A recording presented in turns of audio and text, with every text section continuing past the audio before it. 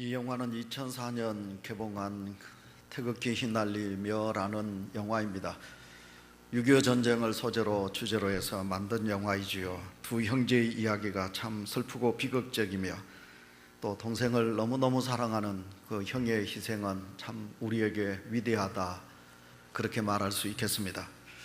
어제가 6.25 동란이 발발한 지 66년째 되는 날입니다. 저희들이 초등학교 그리고 중학교 다닐 때 6.25 노래를 불렀지요. 아 잊으랴 어찌 우리 이날을, 조국의 원수들이 짓밟아 오던 날을. 우리는 이렇게 6.25 노래를 불렀고 지금도 이렇게 생각이 납니다. 아직도 이 노래를 부르는 사람들이 있을지 모르겠지만, 그러나 지금 젊은 세대들과 많은 분들이 이 6.25 노래를 잊어가고 있는 현실입니다. 6.25 전쟁으로 두 동강난 우리나라가 민주국가로서 생존이 가능하기까지는 정말 너무나 많은 우리의 선조들과 우리의 선배들이 흘린 그 고귀한 피가, 희생이 크다는 것을 우리는 너무 잘 알고 있습니다. 로버트 슐러 목사님이 이렇게 말했습니다. 깊은 고난의 상처가 없이 위대한 인물이 되기가 힘든다. 예, 개인의 삶도 깊은 그 고난의 상처가 위대한 하나님의 사람이 되기도 하지만, 여러분, 개인뿐만 아니라 민족과 국가도 억압과 박해와 고통이, 그것이 더 큰 위대한 민족으로 만들어가는 것을 우리가 잘 압니다. 이스라엘의 역사를 우리는 고난의 역사, 전쟁의 역사라 그렇게 말하기도 하지요. 그러나 그들은 지금도 전쟁을 하고 있는 가운데 있습니다. 그러나 그들은 전쟁의 상처 속에서 이스라엘의 영광을 찾는 그런 민족이 되어가고 있는 것을 압니다.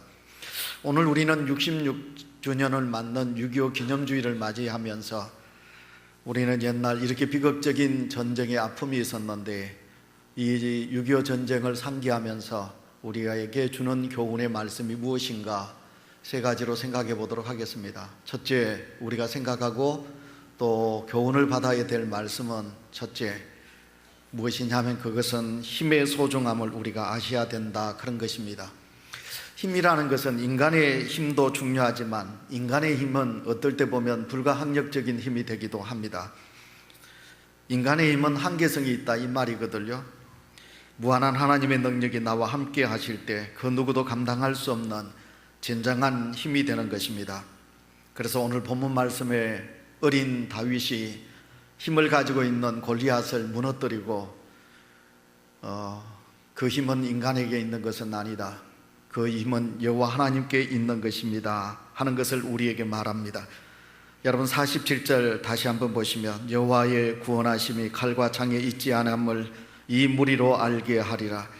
전쟁은 여호와께 속한 것인즉 그가 너희를 우리 손에 넘기시리라. 아멘. 이 마이크 소리만 조금만 낮춰주면 좋겠습니다. 하워링이 나가지고 제가 지금 설교가 안 되는데, 우리 민족이 왜 일본에게 나라를 빼앗겼나요? 우리나라가 힘이 없어서 그런 게 아니겠습니까?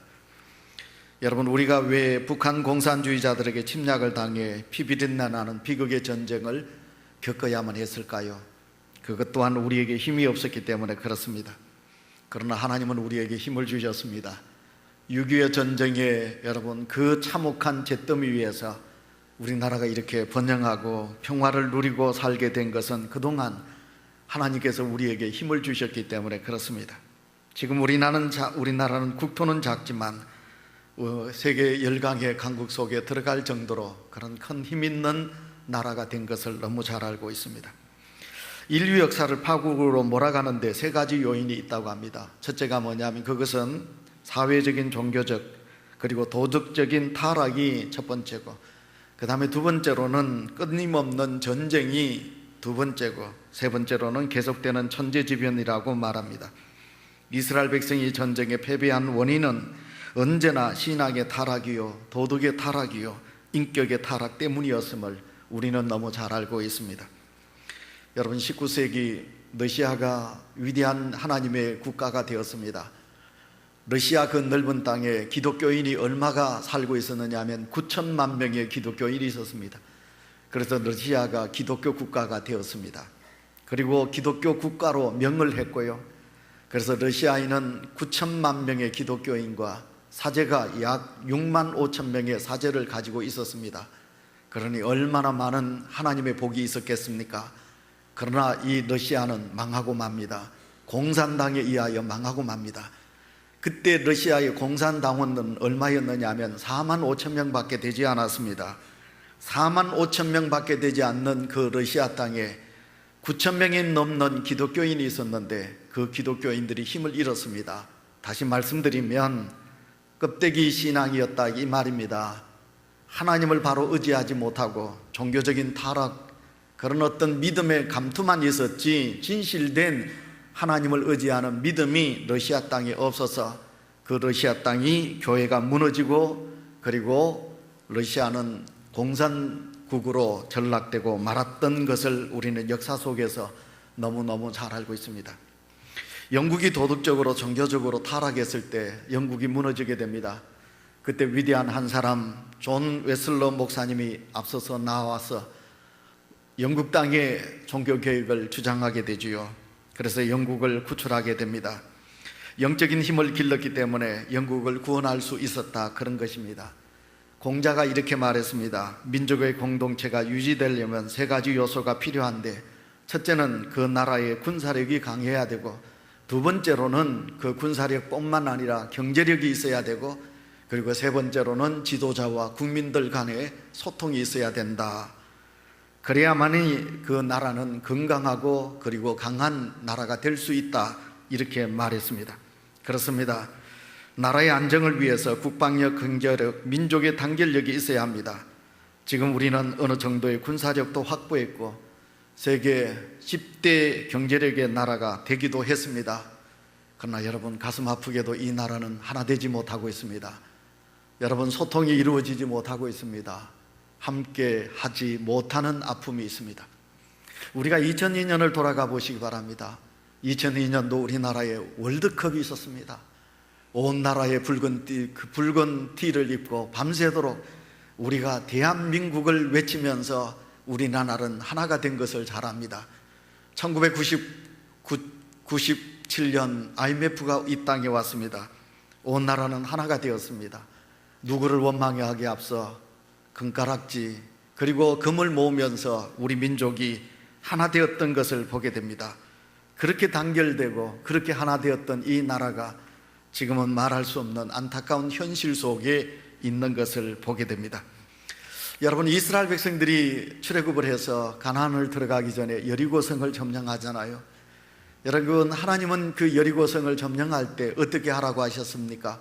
이스라엘 백성들에게 나팔을 불고 횃불을 들고 이스라엘 백성들에게 그냥 여리고성을 돌라고 했습니다.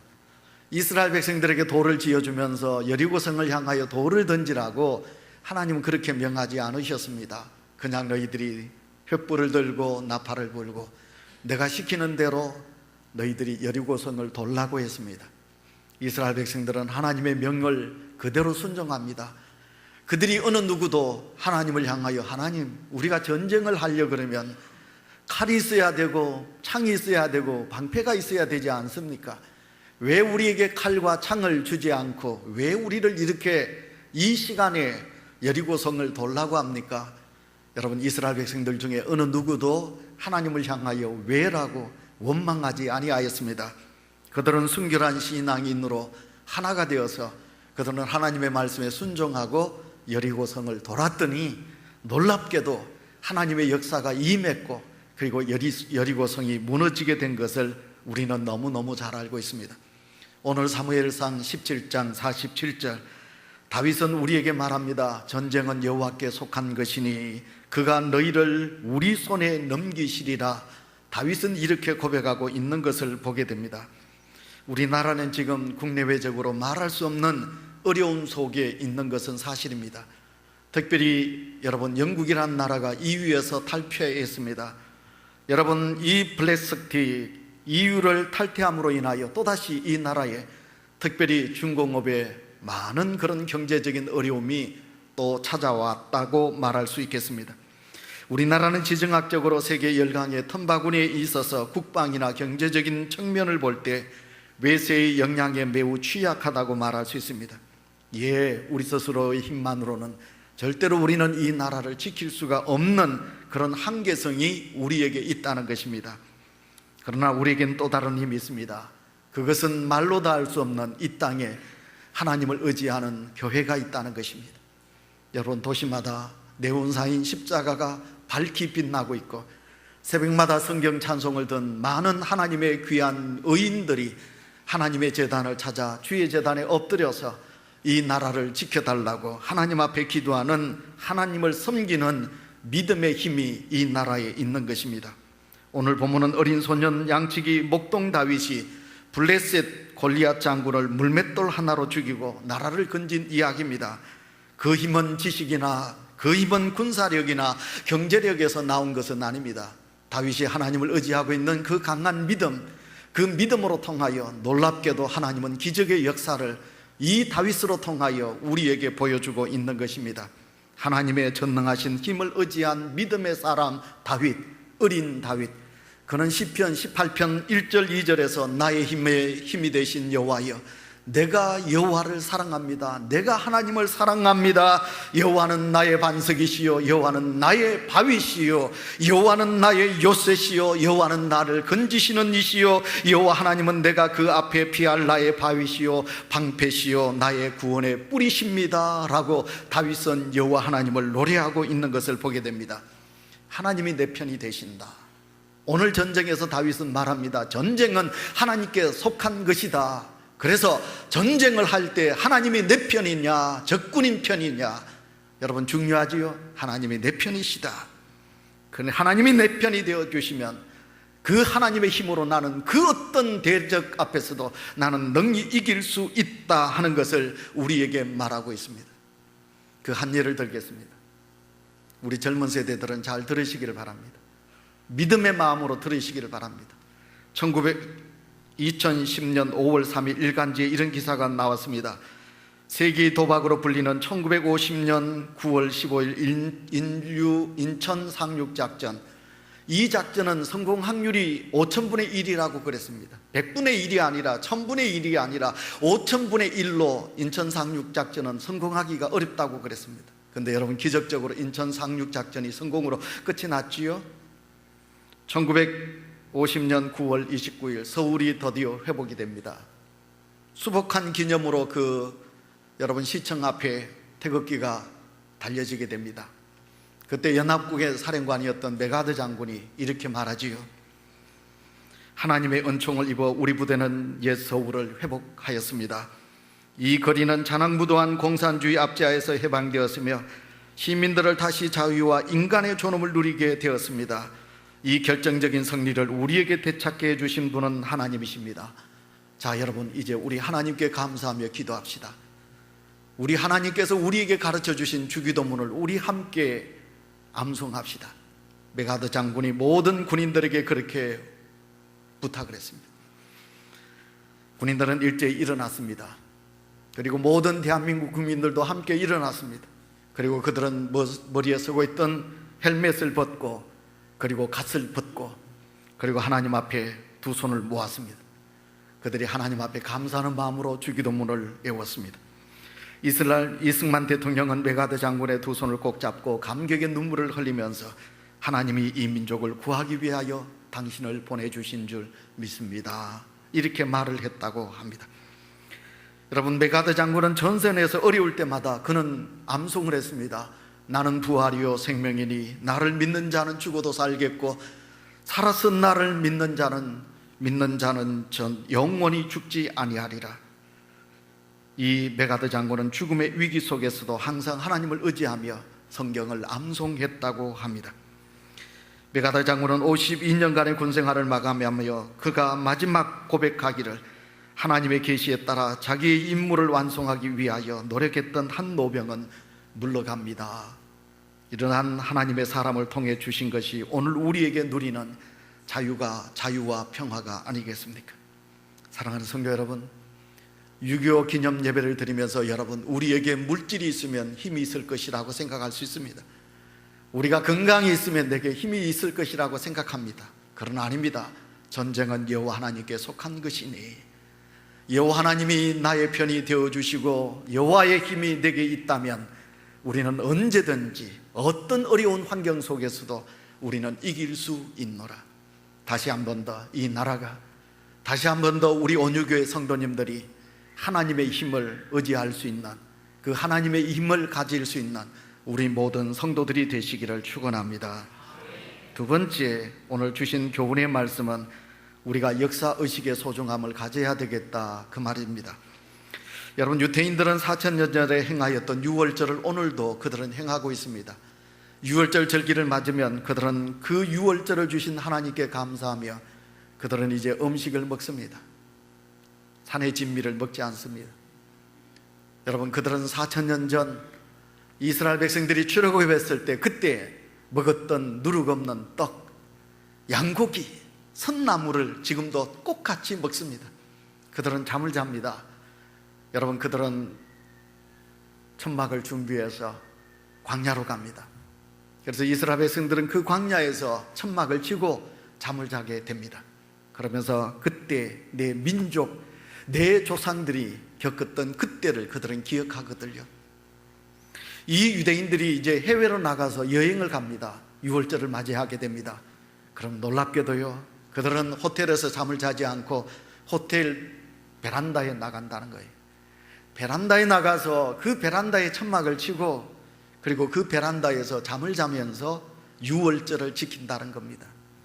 그들이 배를 타게 되면, 배를 타고 여행을 하게 되면 이 유대인들은 유월절을 맞으면 그 배 안에서 잠을 자는 것이 아니라 가판 위로 올라와서 그 가판 위에다가 천막을 치고 그 가판 위에서 잠을 자면서 하나님께서 우리 민족, 이 민족에게 베풀어 줬던 그 민족의 사랑, 하나님의 은혜를 이스라엘 백성들은 잊지 않는다고 합니다. 독일의 미넨 근처에 다카오 유태인 수용소가 있습니다. 유태인들 600만 명이 히틀러의 소행에 의하여 그들이 비참하게 죽었습니다. 미넨 다카오 유태인 휴용소 그 자리에 옛날 유태인들을 위하여 기념관이 세워져 있습니다. 그곳에 유대인들이 찾아가는 것이 아니라 그들을 죽였던 독일의 젊은 사람들이 그곳에 찾아갑니다. 그리고 그 유대인들의 그 기념관 앞에서 머리를 숙이면서 우리 조상들이 당신들에게 너무 큰 죄를 저질렀습니다. 우리는 절대로 그것을 잊지 않겠습니다. 우리는 두 번 다시 그런 죄를 범하지 않겠다고 독일의 젊은이들은 다시 한번 그 기념관 앞에서 다짐하고 다짐한다는 것입니다.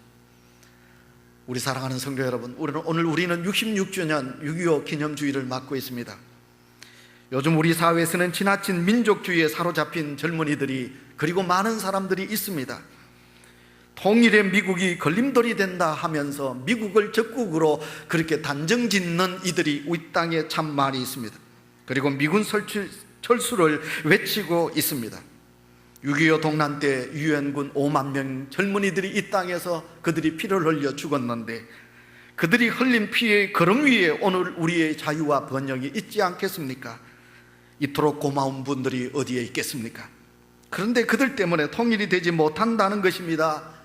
메가드만 아니었다면 이 땅에 6.25 때 우리나라는 통일이 되었다고 말하면서 인천에 있는 메가드 장군의 동상까지 끌어내리려고 합니다. 성도 여러분, 공산주의를 우리는 경험하지 못한 세대들 아닙니까? 공산주의를 경험한 사람들은 한결같이 공산주의에 대해서 치를 떨고 있습니다. 한수화가 생각이 납니다. 그 땅 그곳에서 살 수 없었던 우리의 동포들이 그 두만강을 건너고 압록강을 건너서 왜 탈북을 했겠습니까? 공산주의의 몰락을 보십시오. 이제 이 지구상의 마지막 남은 분단 국가가 이 나라밖에 없지 않습니까? 통일을 원하지 않는 사람이 어디 있겠습니까? 하지만 적화 통일은 아니지요. 공산주의는 하나님을 대적하는 사탄의 사상으로 하나님을 대적하다가 다 망했습니다. 이제 마지막으로 남아 발악하고 있는 저 북한 땅, 저곳에 하나님의 역사가 임하여 적화 통일이 아니라 하나님께서 원하시는 평화 통일이 이루어져야 될 줄 믿습니다. 그러므로 성도 여러분, 우리는 잊지 마셔야 합니다. 6.25 기념주일, 이 날을 우리는 잊지 마셔야 합니다. 앞에 있는 우리 태극기를 보면서 다시 한 번 더 내가 살고 있는 이 나라를 생각하셔야 합니다. 역사를 통해 앞으로 나갈 삶의 방향을 우리는 찾으셔야 합니다. 하나님은 계속하여 출애굽의 역사를 잊지 말라고 권고하지요. 그래서 지금도 유태인들은 6월절을 철저하게 지키고 있는 것입니다. 우리도 유태인의 역사를 배워야 합니다. 그들이 가지고 있는 정신을 우리는 배우셔야 합니다. 우리가 이제 성지순례에 가보면 텔아비브, 그 땅이 어디냐 하면 지중해 연안에 있는 신도시입니다. 여러분, 예루살렘은 옛날 그 수도이지요. 텔아비브에서 예루살렘까지 그 거리에다가 유태인들이 자기들의 조상 600만 명이 독일에서 가스실에서 죽은 것을 기념하기 위하여 그 도로에다가 가로수를 심었습니다. 종려나무를. 그 종려나무를 몇 그루를 심었느냐 하면 600만 그루를 심었습니다. 그들이 순례하면서 그 종려나무 가지를 볼 때마다 내 조상들이 그렇게 죽었다. 그래서 그들은 이렇게 말합니다. 용서하자. 용서는 하되 우리는 절대로 우리의 역사를, 슬픈 역사를 잊어서는 안 된다. 그렇게 말합니다. 그러므로 저는 큰 애국자는 아닙니다. 저는 큰 애국자는 아니지만 저는 목회자로서 제 마음속에 가지고 있는 신념이 있습니다. 특별히 우리는 작은 땅에 살고 있습니다. 강대국 속에서 우리는 살고 있습니다. 우리에겐 자원도 부족합니다. 너무너무 작은 땅입니다. 이 땅이 안타깝게도 두 개로 나누어져 있습니다. 그래서 우리 민족이 만약 6.25의 역사를 잊어버린다면 우리에겐 그 어떤 힘도 존재할 수가 없는 것입니다. 그래서 저는 목회하면서 어쨌든 3.1절 기념예배, 6.25 기념예배, 광복절 기념예배, 이날만은 꼭 지켜야 된다고 생각이 됩니다.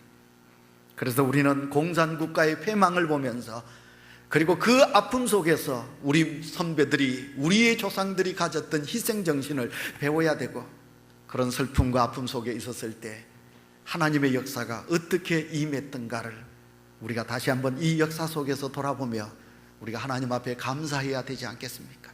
그러므로 우리는 이 역사를 잊지 말자, 소중함을 가지자 하는 것이 두 번째, 제가 여러분에게 드리는 하나님의 메시지입니다. 마지막 세 번째, 그럼으로써 우리는 신앙의 교육을 제대로 하셔야 합니다. 다시 쉽게 말씀드리면 우리의 믿음을 바로 가지자, 그 말입니다. 더 나아가서 내가 가지고 있는 이 믿음을 내 후손들에게 바로 심어줘야 된다, 그 말입니다. 여러분, 이스라엘의 역사를 보시면 구약시대에는 전쟁을 반드시 신앙의 교훈으로 삼았습니다. 그들은 전쟁을 할 때마다 졌습니다. 그들이 왜 전쟁에서 졌을까? 우리가 하나님 앞에 바로 서지 못해서, 하나님이 역사하지 않았어 우리가 전쟁에 졌구나. 전쟁으로 통해서 그들은 그들의 믿음을 돌아보게 된 것입니다. 왜 우리가 70년 동안 바벨론의 포로 생활을 했던가? 우리가 하나님을 바로 섬기지 못하고 우상을 섬기고 세상의 나라들을 섬겼기 때문에, 그래서 하나님이 우리에게 멀어지셨구나. 그래서 그들은 전쟁으로 통하여, 역사로 통하여 그들은 자기의 삶을 돌아보고 하나님 앞에 바로 서게 된 것입니다. 지금 우리나라가 힘든다 그러잖아요. 여러분, 개인적으로나 국가적으로나 다 힘이 든다고 하잖아요. 이 나라를, 교회를 보시고 여러분의 믿음을 보세요. 지금 우리나라가 믿음의 성장과 뜨거운 열정과 오늘 내 믿음의 순수성이 여러분 속에 있나요? 내 믿음이 부족하니까 이 나라가 주의 종들을 비롯한 많은 믿음의 성도들이 물질주의로 지향하니까 이 나라가 어렵다는 것입니다. 우리가 신명기서 1장부터 34장까지 보면 가나안을 눈앞에 둔 모세가 이스라엘 백성들을 위하여 설교를 합니다. 그는 이제 곧 하나님께 갑니다. 하나님께 가기 전에 모세는 이스라엘 백성들에게, 자, 너희들이 보라, 저 지척에 하나님이 우리를 위하여 예배해 놓은 땅, 가나안 땅이 있지 않느냐. 너희들이 이 요단을 건너 저 가나안 땅에 들어가거든 하나님이 우리를 이 광야길에 어떻게 인도하셨고, 발이 부르지 않고 옷이 헤어지지 않고 낮에는 구름기둥 밤에는 불기둥, 반석에서 물을 내게 하시고 만나와 메추라기를 주시며 40년 동안 우리를 이끄신 하나님, 그 하나님을 잊지 말거라. 저 가나안 땅에 들어가거든 하나님을 사랑하거라. 저 가나안 땅에 들어가거든 너희들은 절대로 이방신을 섬기지 말고 하나님께서 우리에게 허락해 주신 율례와 법도를 지켜 행하거라. 이것이 신명기서의 전체의 내용이에요. 모세가 이스라엘 백성들에게 강조하는 말씀인 것입니다. 1945년 8월 15일 일본 천황이 이제 연합국 앞에 무릎을 꿇게 되지요. 이제 그 조인식을 하게 됩니다. 항복문서에 서명 날인을 할 때 연합군의 사령관 메가드는 사인을 하지 않습니다. 그리고 그 일본 천황을 향하여 뭐라고 말하느냐 하면 이 2차 대전의 전쟁은 정치적인 것도 아니요 경제적인 것도 아니요 군사적인 문제도 아니다. 이 전쟁은 신학적인 것이었도다. 메가드 장군이 그렇게 말합니다. 이게 무슨 말입니까? 다시 말하면 이것은 하나님만이 참 신인데 일본 천황 네가 인간인데 어떻게 네가 신이라고 하느냐. 네 입으로 이야기하거라. 너 입으로 너는 인간이고 나는 인간이고 신이 아니라고 너 입으로 이야기하거라. 일본 천황이 이 메가드의 말 앞에 무릎을 꿇고 나는 신이 아니고 나는 인간입니다 고백을 했다는 거예요. 그 고백의 소리를 듣고 메가드 장군이 그 서명을 조인식의 서명을 했다는 것입니다. 제가 지난주 일본에 가봤습니다. 처음으로 일본에 가서 보니까 차도 작고 목욕탕, 제가 거기 갔다 와서 저희 집 사탁에 이 목욕탕 적은 걸 저는 절대로 내가 원망하지 않으리라 그랬거든요. 목욕탕도 적고 차도 적고 집도 적고 다 적어요. 음식도 뭐 유호땀 한 집 나오고 모든 게 적은데 제가 높은 곳에 올라가서 일본 도시를 보니까 신사, 여러분 인간을 신으로 만들었던 임진왜란 때 이토 히로부미 그를 신으로 만들어가지고 신사가 얼마나 큰지요. 일본의 도시 속에 신사가 너무 많이 있더라고요. 근데 그 신사가 크더라는 것이에요. 작은 것이 아니고 크더라는 거예요. 말씀을 맺으면서 사랑하는 성도 여러분, 일본이 그렇듯 오늘도 우리도 하나님만이 참 신이십니다. 우리의 자녀들에게 내 마음속에 하나님만이 참 신입니다. 할렐루야. 믿으십니까? 이 믿음 아니면 우리나라는 희망이 없습니다. 하나님만이 참 신임임을 우리가 고백지 않는 자녀는 이 땅에서 절대로 하나님의 복을 받지 못합니다. 오늘도 새벽에 6시에 여러분 시티에서 명성교회 김삼환 목사님의 설교를 들어보면 그분의 설교는 하나같이 하나님을 잘 믿으라는 거예요. 하나님을 잘 믿으라는 거예요. 오늘도 우리 속에 인간이 신이 되어 있습니다. 안타깝게도 우리 속에 물질이 신이 되어 있습니다. 안타깝게도 내 자식이 신이 되어서 그 자식을 신격화하면서 살아가는 안타까움이 우리 속에 있습니다. 여러분 얼마의 생을 사셨는지 모르지만 역사를 돌아보세요. 우리 교회 40년을 돌아보시고 여러분의 가정의 역사를 돌아보시고 여러분 개인의 역사를 돌아보세요. 한번 돌아보시고 한번 보시길 바랍니다. 여러분의 믿음이 하나님을 의지하고 열정적이었을 때 얼마나 행복했나요? 얼마나 하나님의 역사가 임하셨나요? 그러나 여러분의 역사를 돌아보시고 여러분께서 하나님을 멀리하고 교만했을 때, 다윗은 어린 나이지만 그는 믿음으로 하나님만을 대적했던 골리앗을 믿음으로 대적해요. 어떻게 네가 하나님을 우습게 여기느냐고 다윗은 담대하게 나가지요. 그러나 골리앗은 자기가 힘이 세고 자기한테 거인이라고 자기가 가지고 있는 장비를 자랑하며 하나님을 무시했을 때 골리앗은 다윗 앞에 넘어지는 것을 보게 됩니다. 오늘도 우리가 이 땅을 살아가면서 내 믿음이 이 나라가 좀 잘 살게 되었다고 내가 하나님을 의지하느냐, 아니면 물질을 의지하느냐, 아니면 사람을 의지하고 있느냐, 한번 잘 생각해 보시고 이 6.25 기념주일에 여호와 하나님을 믿는 믿음의 힘을 우리가 키우시고 오늘도 우리는 이 역사 속에 함께 하셨던 하나님을 잊지 마시고 그리고 여러분의 신앙에 아름다운 꽃을 피울 수 있는, 그래서 하나님의 도움을 받아 어떤 환난과 전쟁 속에서도 승리하는 우리 모든 성도들이 되시기를 축원합니다.